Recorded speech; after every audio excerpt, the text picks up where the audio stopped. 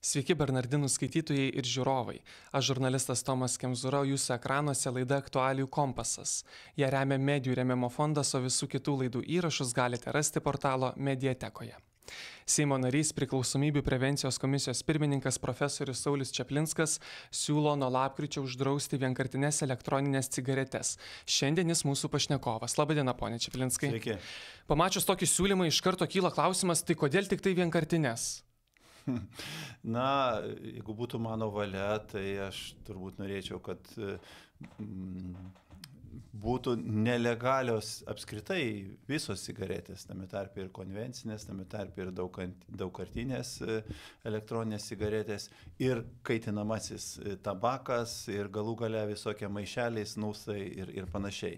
Bet reikia būti realistų, to tikrai nebus, nes daug tų medžiagų jau yra legalios ir mes esam ES nariai ir kur galioja tabako direktyva ir laisvas ne tik tai žmonių, bet ir prekių judėjimas ir visi šitie veiksmai turėtų būti tarpusavėje derinami. Kodėl vienkartinės? Tai vienas dalykas dėl to, kad jos kelia, sakykime taip, ypatingą dvigubą pavojų.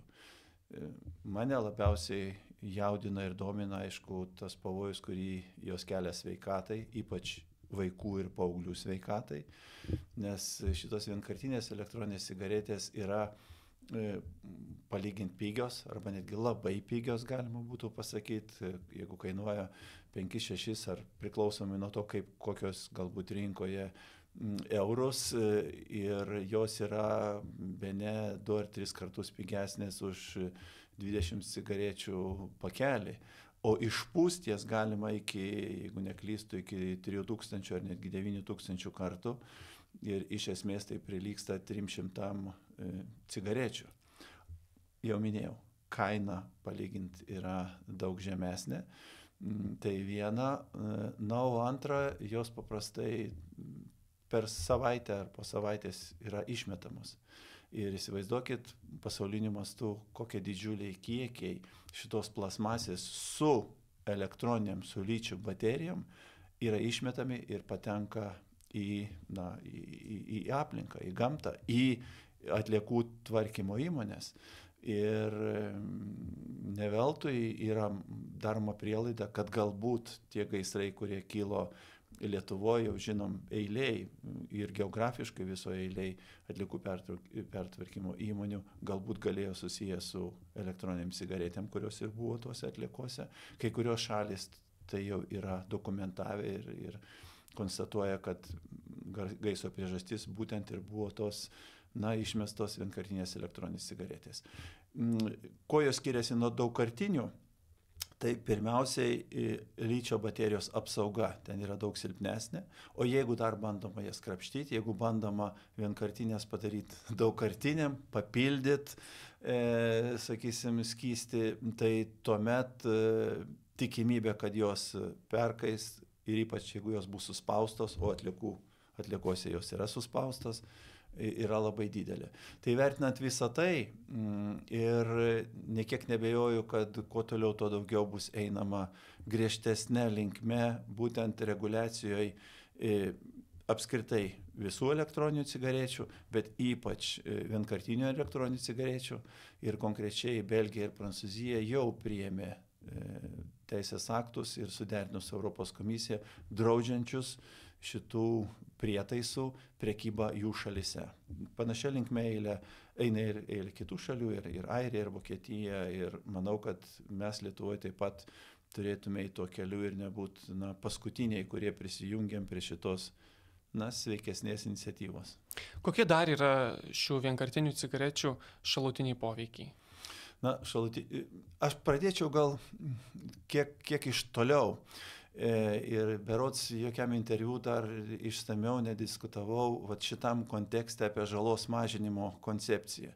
Ir tie, kas žino mano profesinę veiklą, tai aš daug pastangų įdėjau tam, kad vadovaudamasis būtent pasaulinę AIDS programų, AIDS prevencijos koncepciją, kad jeigu ypač buvo laikmetis, kai nebuvo paveikių dar gydymo metodų, šiai dienai živ liga yra neišgydoma, bet gerai gydoma, kontroliuojama vaistais.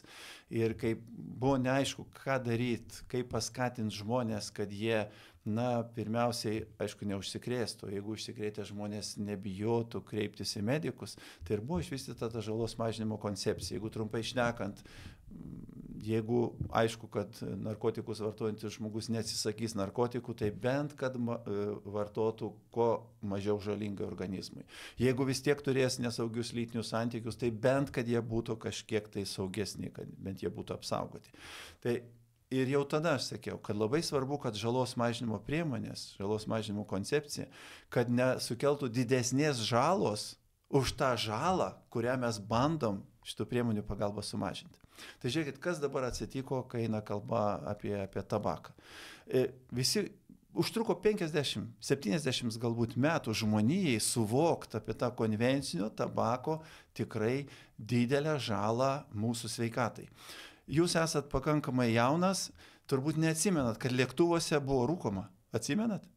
Šito tikrai ne. Šito ne, bet jūs atsimenat, kad buvo rūkoma dar kavinėse, restoranuose, ar ne? Ir kokie buvo debatai, jetus, kaip nukentės biznis, mes suinvestavom į ventiliacijos sistemas ir taip toliau, ir dabar staiga čia bus uždrausta rūkyti. Kas atsitiko? Priešingai. Tai grįžkim prie to, kad net lėktuvuose buvo rūkoma, buvo tiek pataikaujama, būtent, iš vienos pusės šitą žalingą įprotį turintiems žmonėms, iš kitos pusės, nekėkim tiesiai šviesim, lobistams to verslo. Ir dabar, kai jau tapo aišku, kad konvencinis tabakas tikrai yra žalingas, tai ir atsirado pasiūlymai ir techninės priemonės nedegint, o kaitint tik tai tabaką, tos vadinamos kaitinamasis tabakas, kaitinamo tabako priemonės. Žinoma, kad mažesnė žala, jeigu nėra degančių dervų. Toliau tada sekantis žingsnis buvo, kad bet tai mes lygiai taip pat galim galbūt garint skystį ir tada bus dar mažesnė žala sveikatai. Ypač jeigu lygint su tuo, kuris nuolat rūko konvencinės cigaretės, taip, bus mažesnė žala, bet atsiranda vienas bet. Pirmiausiai, o ką tu garini? Koks ten skystis jame yra? Ir dabar tai tapo kaip landa būtent tiekt įvairias psichotropinės medžiagas. O kuo toliau, tuo lengviau ir tuo daugiau jų yra sintezuojama ir sunku jas visas sureguliuoti rinkoj. Vaizdžiai šnekant, bet kokiam tokiam kambarėlį, net jeigu jisai būtų garažiukas, suprantantis chemiją žmogus arba gerai valdantis internetą, galėtų be problemų galbūt susintezuoti labai sudėtingus narkotikus ir pats nežinotų, ką jis ten iš esmės gavo. Tai Ir tokiu būdu tada ta jau elektroninė cigaretė, ta garinimo tas skystis, jis gali būti netgi kur kas pavojingesnis už tą konvencinę cigaretę. O jaunimui, ir čia gavosi didžiausia žala, kad jaunimui tarsi buvo marketingas visas, kaip sakant, skirtas būtent, kad kuo daugiau jaunų žmonių įtraukti į šitą žalingą sveikatai poelgį, sakysim, pomėgį ir priklausomybę paskui, kad turėt pirkėją. Jaunimas labai greitai užkibo ant būtent šito marketingo jam skirtų priemonių. Ir dabar Lietuvoje mes turim situaciją, kad tyrimai rodo, jog nuošimtis paauglių pabandžiusių elektroninės cigaretės Lietuvoje viršė ES vidurkį ir daugiau negu kas antras paauglys jau yra išmėginęs, o dar kokie trečdalis galbūt jau pastoviai garina arba veipina, kitaip sakant, vartoja elektroninės cigaretės. Užtat ir keliamas ypatingas dabar susirūpinimas, ypatingai norėtų kreiptis ir į tėvelius, ir į visą visuomenę, ir ypač po tokių tragiškų įvykių, netgi 2 jau registruotų, sakysim, taip, įvykių Lietuvoje šiais metais, kur paauglio mirtis būtent tikėtina, kad ir buvo sukelta dėl to, kad garino, kad veipino arba rūkė elektroninės cigaretės su neaišku kokiom medžiagom. Ar gali būti taip, kad mes turėjom čia paskutinius atvejus, kurie buvo oficialiai registruoti, bet kad yra ir tokių atvejų, kada žmogus mirė nuo tų psichotropinių medžiagų, kurias garino elektroninė cigaretė, bet tai nebuvo oficialiai užregistruota? Be abejo, kad taip. Dar daugiau, jeigu kalbėti apie tos tradicinius, ką mes žinom per visą ne vieną dešimtmetį profesinės veiklos, sakysim, juk dažnai narkotikus vartojantis asmenys ir jų oficiali mirties priežastis, o tokia ir yra, kad sustoja širdis. Sakysim. Tai ir bus, kad sakysim, ar tai infarktas ar panašiai, jeigu nebuvo gilinamasi, jeigu nebuvo galimybės įsigilinti, o kokios priežastys galėjo lemti būtent tokį sveikatos negalavimą sukėlusi mirtį. Ir apskritai kalbant apie tabaką, apie cigaretę, šiuo atveju ir plečiasi jau šitas, kaip sakant, spektras, maždaug ketvirtadalis, galbūt netgi mirties priežasčių yra susiję su rūkymu Lietuvoje. Jūsų šitam siūlymui pritarė ir vidaus reikalų ministras, kuris sako, kad tai būtų ypač nepopuliarus, bet iš tiesų reikalingas sprendimas, tačiau buvusi parlamentarė Morgana Danielė kalba, kad su šia problema reikia kovoti ne draudimais, o labiau eiti per visuomenės švietimą. Ką jūs apie tai galvojate? Matot, aš stengiuosi apskritai savo politiniai šitoj naujoje veikloje, stengiuosi kuo mažiau galbūt kritikuoti ir ypač kritikuoti ad hominem. Bet aš sakyčiau, kad labai gerai, kad tokių žmonių kaip ponė Danielė, kad nebėra parlamente. Ir būtų labai gerai, kad kuo mažiau eterio galbūt jiems ir suteikt tokiom idėjom, kur būtent čia ir yra, grįžkim prie to, nuo ko aš pradėjau, čia ir yra tas vadinamas žalos mažinimas, kad atseit tokiu būdu sukelsim didesnę galbūt, sakysim, žalą negu naudą. Viena, ką norėjo padaryti, būtent šita, sakysim, partija, tarp kitko, su ko ėjo ir prieš tai buvusius rinkimus ir šitos ir gerai, kad jiems, kaip sakant, žmonės pasakė ne. Tai iš esmės norėjo, sakykime taip, jie nesutinka su to pasakymu legalizuoti, bet iš esmės dekriminalizuoti, tai yra suteikti ir pasakyti, kad čia nieko tokio, sakysim, jeigu tu pavartoji, nieko tokio, galbūt jeigu kitoks yra elgesys, kuris visumoje yra kenkiantis sveikatai ir turėtų būti netoleruojamas. Viena, ką mes siekiame ir manau, kad toliau nuosekliai ir yra vyriausybės programai numatytos priemonės, kad ne pavienės kažkokios tai priemonės turėtų būti, o sisteminga veikla nukreipta į tai, kad iš vienos pusės, kad vis tik tai tos nelegalios medžiagos arba legalios medžiagos taip pat būtų kuo mažiau ir kuo sunkiau prieinamos vaikams ir jaunimui. O antra, kad vis tik tai, kuo mažiau būtų to potraukio, paklausos, kad kuo mažiau būtų noro galbūt išbandyti įvairias psichiką veikiančias medžiagas. Juk pažiūrėkim dar į vieną faktą. Lietuvoje kas trečia paauglė mergaitė vartoja raminamosius. Kas trečia mergaitė Lietuvoje. Tai reiškia, kažkas yra ne taip. Arba šeimoje blogai, arba mokykloje blogai, arba draugų bendruomeniai gatvėje blogai, arba ir ten, ir ten, ir ten. Tai ir todėl turbūt puikiai suvokiam, kad ne raminamosius vaistus turėtų pasirinkti kaip pagalbos priemonę toks jaunas žmogus, o visai kitokį gyvenimo būdą. Arba kitaip sakant, reikėtų gydyti aplinką. Ne, šiuo atveju, ne konkretų vaiką, konkrečią mergaitę gydyti raminamaisiais, o gydyti aplinką, kurioje jinai gyvena. Čia jau bus visai kiti, kaip sakant, pavadinkime taip, tie gydymo metodai. Ir tai yra visų suaugusių atsakomybė už visų mūsų Lietuvos vaikus. Nes, šnekėkim, plačiaja prasme, visi vaikai yra mūsų, visi vaikai yra Lietuvos vaikai.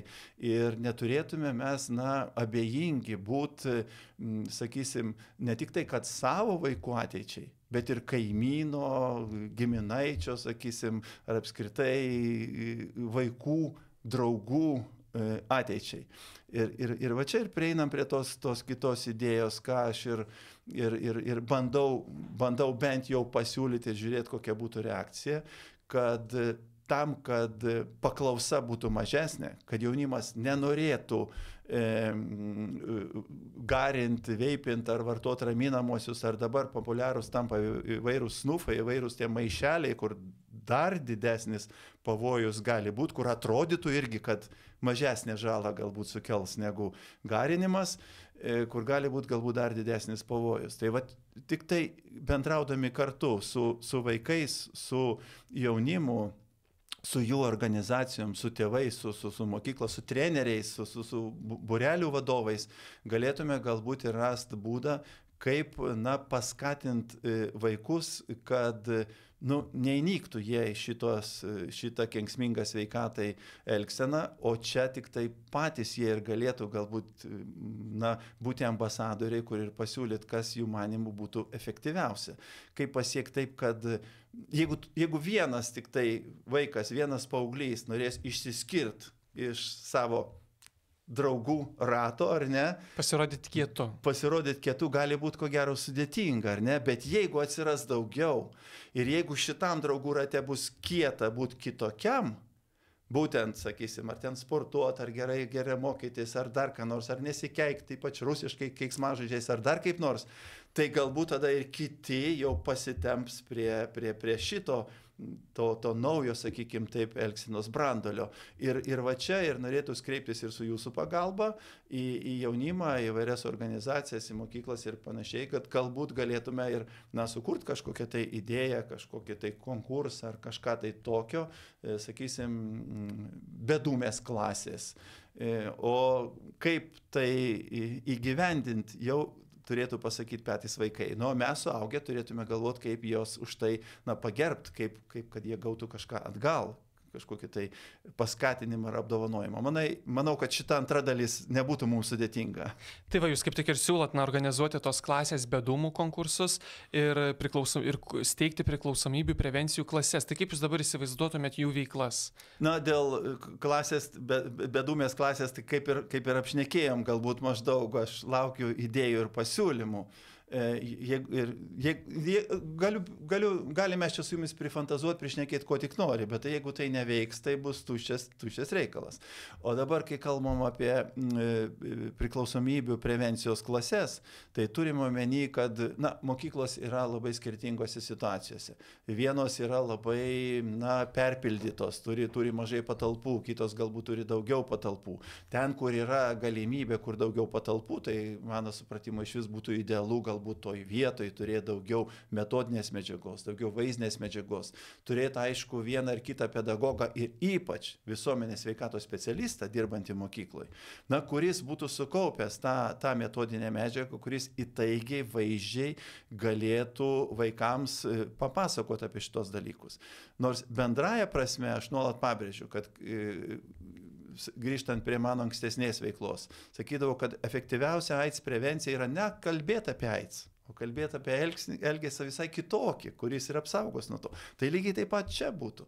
Kalbant apie psichotropinių medžiagų prevenciją, apie rūkymo prevenciją, ten, sakysim, ar alkoholio vartojimo prevenciją, nebūtinai galbūt visiškai kalbėti apie šitos dalykus, o kalbėti ne tik kalbėti, bet duoti alternatyvą. Ir va čia jau susiduriam su to, kad jeigu sporto būrelių, sakysim, nėra, jeigu po pamokų nėra ko veikti, o jeigu vasara dabar, jeigu vėlgi vaikai palikti, kaip sakant, patys savo, jeigu tėvai darbe vasaros stovyklų, būrelių ar panašiai nėra, arba jiems neįkandami, neprieinami arba nepriimtini, tai tuomet, kas belieka? Tuomet belieka loterija, o kuo užsiims ir kokį draugų galbūt ratą pateks toks ar tokia paauglys ar paauglė. Jeigu tos vienkartinės elektroninės cigaretės visgi būtų uždraustos, ar nekyla pavojus, kad visi ir toliau svaiginsis tomis pačiomis kenksmingomis medžiagomis, tik tai jau nebe vienkartinių, o jau tų daugkartinių įprastų elektroninių cigarečių pagalba? Be abejo, kad tai bus.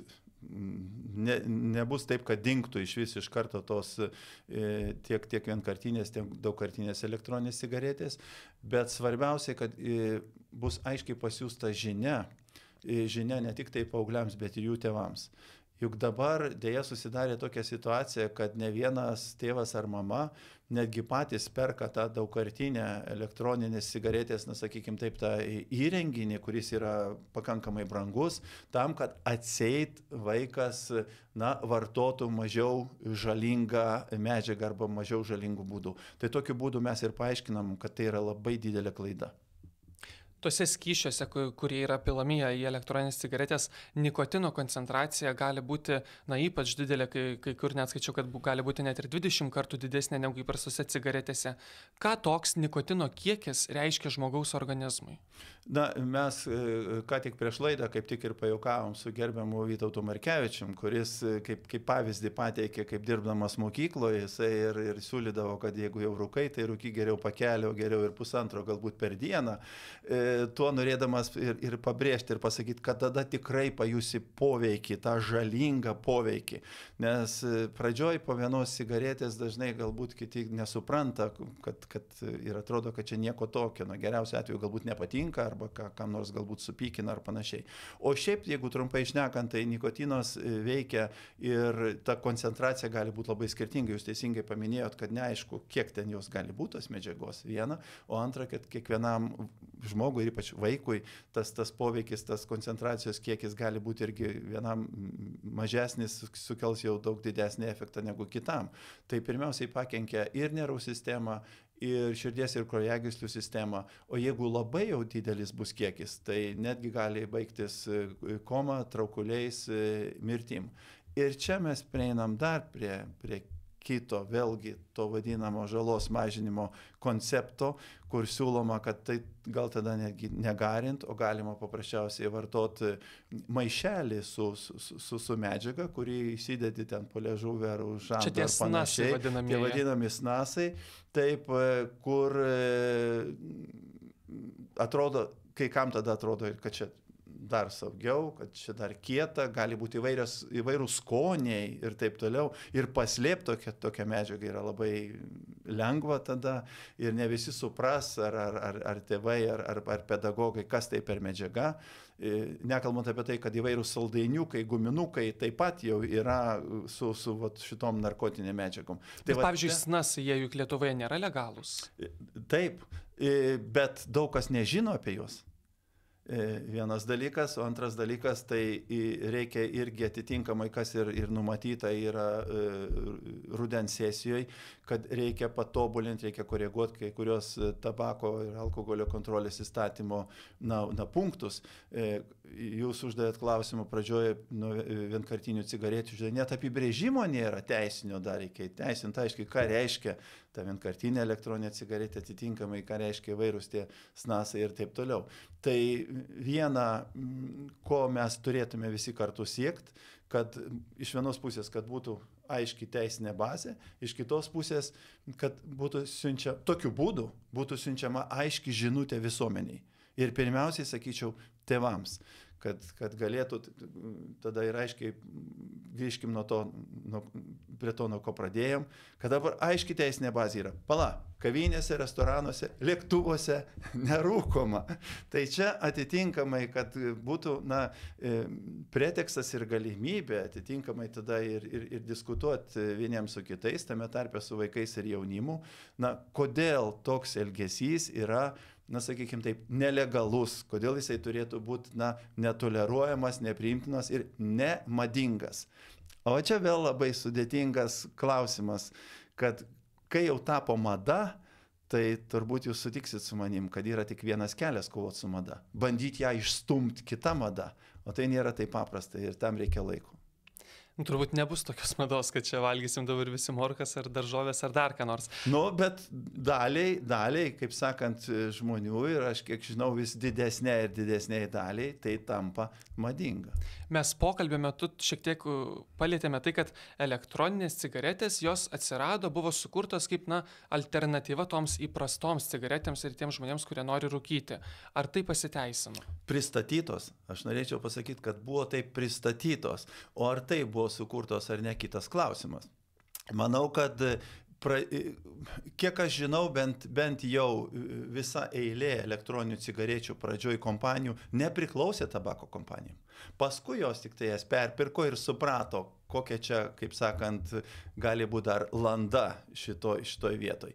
Tai mes matom, kad vienoj vietoj galbūt atrodytų, kad tam žmogui, kuris yra užkietėjęs rūkorius, kuris 20-30 metų galbūt rūkė konvencinės cigaretės, kur turėjo jau 1 ar 2 infarktus ir kuris niekaip nesugeba, kaip sakant, atsisakyti šito potraukio, nors nuo abstinencijos niekas dar nemirė, nesugeba to atsisakyti, tai jam, tikrai galbūt mažesnė žala tuo momentu, būtent to kaitinamo tabako arba, sakysime, elektroninių cigarečių, jeigu ten nėra sunkių psichiką veikiančių medžiagų, kur dabar nežinai, ką nupirksi.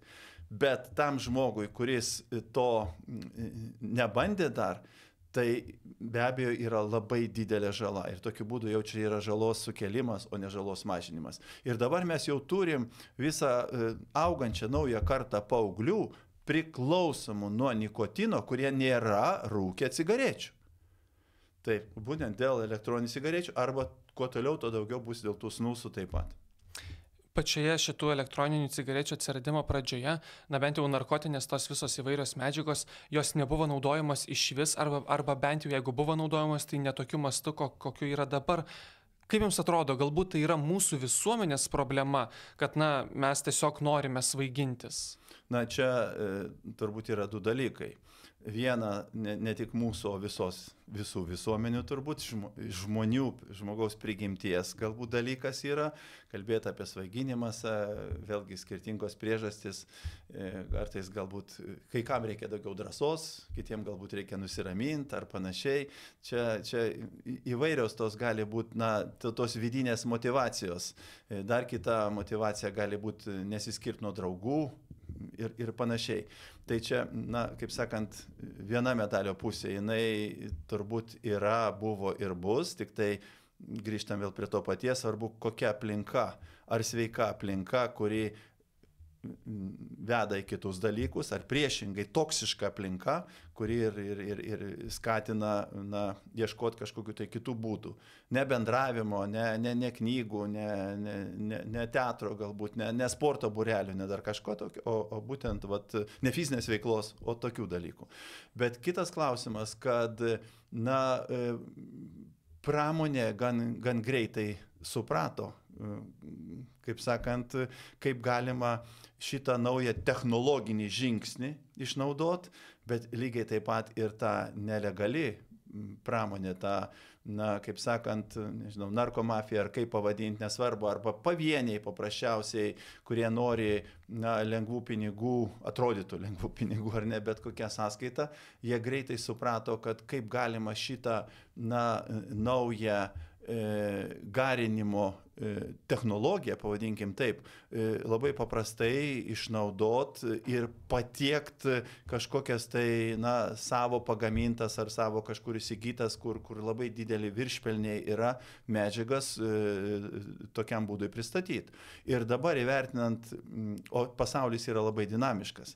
Ir čia labai svarbu, kad mes suspėtume su tuo, nors iš esmės niekada nesuspėsim, ypač kai eina kalba apie naujas technologijas ir blogus dalykus, jie greičiau ir turi daug daugiau tam resursų ir panašiai. Bet kad bent kiek įmanoma greičiau reaguotume į tai, kaip keičiasi pasaulis ir atitinkamai kokie nauji pavojai ir naujos galimybės atsiranda. Tai šitoj vietoj tie, kas, sakykime taip, sintezuoja, kas eksperimentuoja ir kūrė įvairias psichiką veikiančias medžiagas, o jų ko ne kasdien atsiranda vis po naują kažkas susintetina, tai jie šitą išnaudoja labai greitai, gudriai ir subtiliai. Deja, mes atsiliekam, bet geriau būt prie tų galbūt, kur ne paskutiniai, ne visiškai outsideriai, kur šnekam apie tai, kaip apsaugot savo vaikus ir jaunimą. Aš dėkoju Jums už skirtą laiką, o apie siūlymą nuo lapkričio mėnesio drausti vienkartines elektroninės cigaretės kalbėjomės su jo iniciatoriumi, priklausomybių prevencijos komisijos pirmininku Sauliumi Čaplinsku. Dar kartą priminsiu, kad laidą remia Medijų rėmimo fondas, o aš, Tomas Kemzūra, su Jumis atsisveikinu iki kitų kartų. Iki.